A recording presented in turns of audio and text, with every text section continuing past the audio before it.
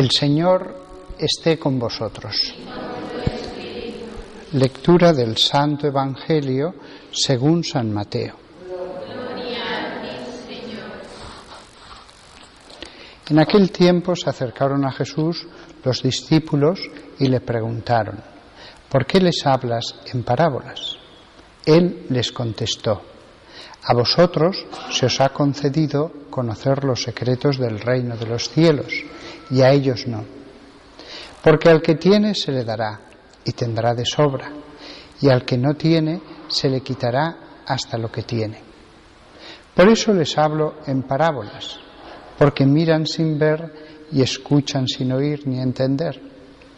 Así se cumplirá en ellos la profecía de Isaías. Oiréis con los oídos sin entender, miraréis con los ojos sin ver, porque está embotado el corazón de este pueblo.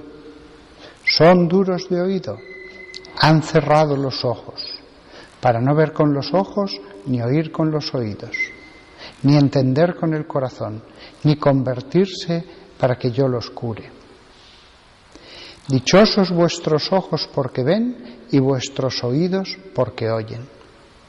Os aseguro que muchos profetas y justos desearon ver lo que veis vosotros y no lo vieron, y oír lo que oís y no lo oyeron.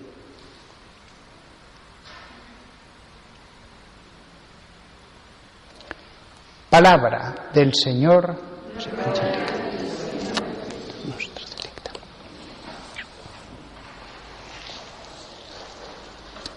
Miran sin ver y escuchan sin oír.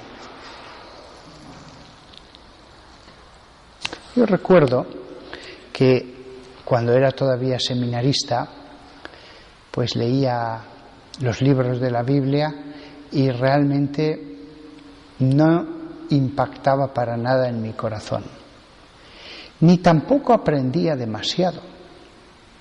Me quedaba al cerrar la Biblia como cuando había empezado. Muchos años después fue cuando me dio un gran placer la lectura de la Escritura. Al principio, cuando era seminarista, yo me esforzaba, yo dedicaba tiempo, pero no veía ningún fruto. Después, sin haber hecho nada especial, años después, se convirtió en un gran alimento espiritual de mi alma, en el objeto de mi oración y meditación. De mi oración, porque lo repetía muchas veces al día cualquier versículo. Entonces, aquí lo que hay que ver es lo que significa la gracia. La gracia toca a alguien y de pronto un acto de piedad, sea el rosario, sea leer la Escritura, sea la misa, se llena de devoción, de alegría, A veces nos esforzamos lo mismo y nada.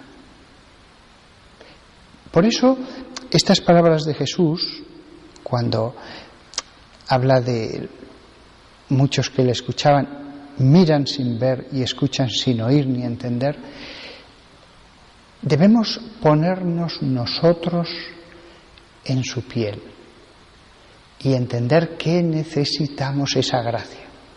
Por eso ese consejo tan bueno que nos daban en el seminario los formadores: antes de hacer la lectura espiritual o de leer la Biblia, haced una oración a la Virgen María.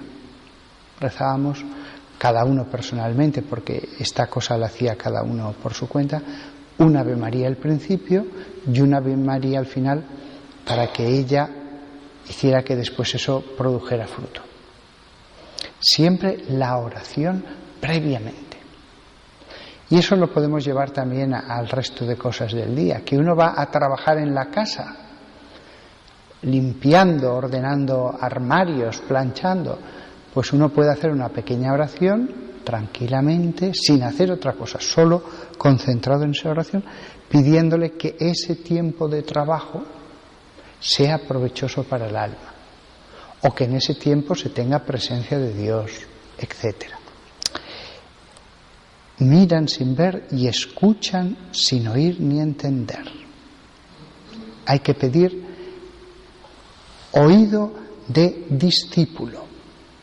Si yo, cuando era un joven seminarista, en vez de coger la Biblia y ponerme a leerla de principio a final sin más, hubiera tenido a alguien que me hubiera guiado, que me hubiera dado consejos, que me lo hubiera explicado, sí que hubiera aprovechado. No tenía esa persona, y las clases de Sagrada Escritura en la universidad, debo reconocerlo, eran muy áridas, muy áridas.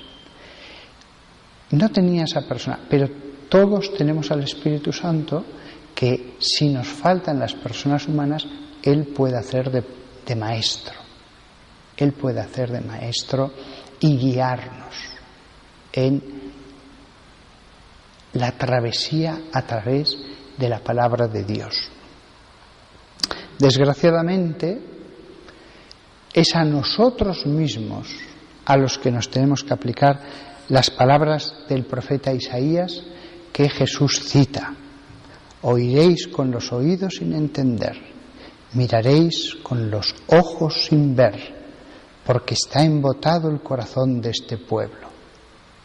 Siempre en esta parte de la misa, estos versículos casi tendríamos que recordarlos día tras día, por lo menos una temporada, para que no nos ocurra esto, para pedir, como el ciego del camino por el que pasaba Jesús, que vea tu enseñanza, tu lección, lo que hoy me dices.